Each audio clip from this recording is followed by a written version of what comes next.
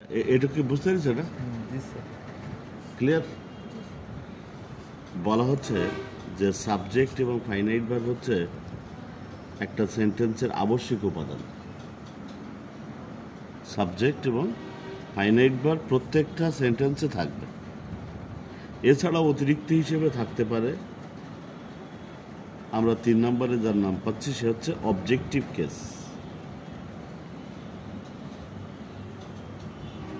এই অবজেক্টিভ কেসকেও আমরা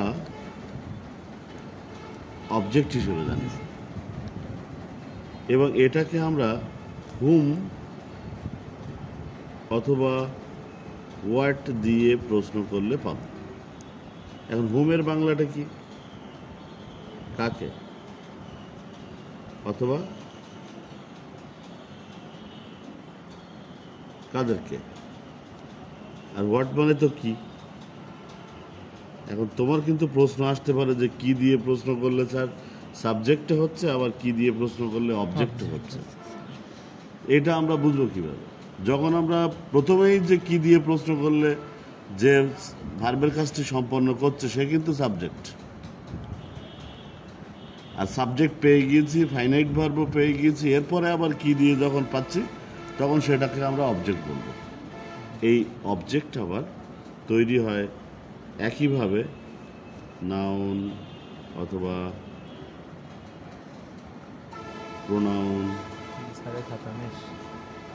অথবা নাউন ফ্রেজ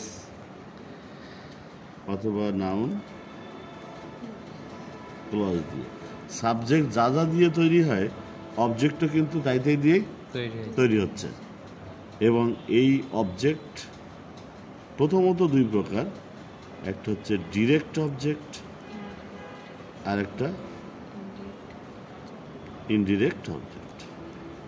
এবং এছাড়া আমরা আরেকটা অবজেক্ট পাবো, সেটাকে বলছি আমরা রিটেইনড অবজেক্ট। প্রথমে আসি ডিরেক্ট এবং ইনডিরেক্টের ভিতরে। যখন একই বাক্যে দুটো অবজেক্ট থাকে সেক্ষেত্রে একটাকে আমরা বলছি ডিরেক্ট, যার ক্ষমতা কম, আর যার ক্ষমতা বেশি সে হচ্ছে ইনডিরেক্ট অবজেক্ট। যেমন আই টিচ ইউ ইংলিশ, আমি তোমাদেরকে ইংলিশ পড়াই। এই বাক্যে দেখো কাদেরকে পড়াই, হুম এটা অবজেক্ট, তোমাদেরকে পড়াই। কি পড়াই, হোয়াট এটাও ইংলিশ পড়াই, দুটো অবজেক্ট পাচ্ছি। এখন এই দুই অবজেক্টের মধ্যে কার ক্ষমতা বেশি? তোমাদের ক্ষমতা বেশি না ইংলিশের ক্ষমতা বেশি? নিশ্চয়ই তোমাদের ক্ষমতা বেশি। ইংলিশ তো একটা ভাষার নাম, আর তোমরা তো মানুষ। যত ইন্টারন্যাশনাল ল্যাঙ্গুয়েজ হোক, তোমাদের থেকে কিন্তু সে শক্তিশালী কখনোই না, ক্ষমতা তোমাদেরই বেশি। তো এই কারণে কিন্তু তোমরা ইনডিরেক্ট অবজেক্টকে আমরা আগে বসিয়েছি। বাংলায় এটাকে বলা হয় যার ক্ষমতা কম, তাকে বলি আমরা মুখ্য কর্ম, আর যার ক্ষমতা বেশি এটাকে বলা হয়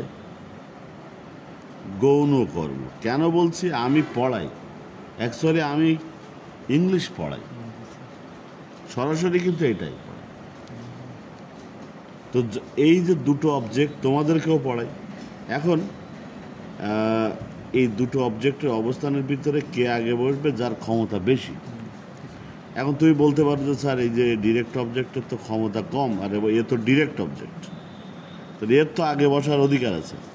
সেক্ষেত্রে যদি আমি লিখি তখন এরকম দাঁড়াবে, I teach English to you. এখানে আমাকে টু প্রিপজিশনটাকে নিয়ে আসতে হচ্ছে। কারণ কি, যদি আমি এখানে বেড়া হিসেবে টুকে না ব্যবহার করি, এই ক্ষমতাশালী সে কিন্তু গায়ের জোরে আবার ঠেলা দিয়ে আগে আসতে পারে। এই কারণে যার ক্ষমতা কম, ডিরেক্ট অবজেক্টকে যখন আমরা আগে ব্যবহার করব, ইনডিরেক্ট অবজেক্টকে যখন পরে ব্যবহার করব, তখন মাঝখানে অবশ্যই একটা বেড়া হিসেবে প্রিপজিশন টুকে ব্যবহার করব, কখনো কখনো ফরও ব্যবহৃত হয়। তো ডিরেক্ট এবং ইনডিরেক্ট অবজেক্ট মনে হয় তোমরা বুঝতে পেরেছ। এবার বলছিলাম যে রিটেইনড অবজেক্ট। আমরা ভয়েস চেঞ্জ করি না? ভয়েস চেঞ্জ করার সময় কি হয়? অবজেক্টকে সাবজেক্ট বানাই, সাবজেক্টকে অবজেক্ট বানাই, এরকমই তো করি। দেখো, আই টিচ ইউ ইংলিশ, এটাকে যদি আমরা ভয়েস চেঞ্জ করি, অবজেক্টকে সাবজেক্ট বানাবো, কোনটাকে সাবজেক্ট বানাবো? ধরো ইউকে, এবার কিন্তু you subject, you are taught English by me. খেয়াল করো, এই বাক্যে কিন্তু অ্যাক্টিভ ভয়েসে যে ইংলিশ অবজেক্ট ছিল, প্যাসিভ ভয়েসে সেই ইংলিশ কিন্তু আবারও অবজেক্ট আছে। এইটাকে আমরা বলছি রিটেইনড অবজেক্ট। যে অবজেক্ট অ্যাক্টিভ ভয়েসে অবজেক্ট ছিল, প্যাসিভ ভয়েস করার সময় সেই অবজেক্ট হিসেবেই বসে আছে, এই ধরনের অবজেক্টকে আমরা বলছি রিটেইনড অবজেক্ট। তাই অবজেক্ট তিন প্রকার। প্রথমত ডিরেক্ট এবং ইনডিরেক্ট। দুটোকে চিনব কীভাবে? যার ক্ষমতা বেশি সে ইনডিরেক্ট, যার ক্ষমতা কম ডিরেক্ট। যে কেউ আগে বসতে পারে, যার ক্ষমতা বেশি তাকে যখন আগে বসাবো তখন আমার কোনো প্রিপজিশনের ঝামেলা নেই। কিন্তু যখনই আমি ক্ষমতা কমকে আগে বসাবো তখন কিন্তু মাঝখানে আমার প্রিপজিশন টু আসবে। বেশিরভাগ ক্ষেত্রে কখনো কখনো ফরও বসে। আর রিটেইনড অবজেক্ট বলতে বোঝানো হয়েছে যখন দুইটা অবজেক্ট সমৃদ্ধ কোনো অ্যাক্টিভ ভয়েসকে আমরা প্যাসিভ করি, একটা অবজেক্ট সাবজেক্ট হিসেবে পরিণত হয়, অন্য আরেকটি অবজেক্ট অবজেক্ট হিসেবেই থেকে যায়, তার নাম হচ্ছে রিটেইনড অবজেক্ট। ওকে, এই পর্যন্ত হচ্ছে আমাদের অবজেক্ট।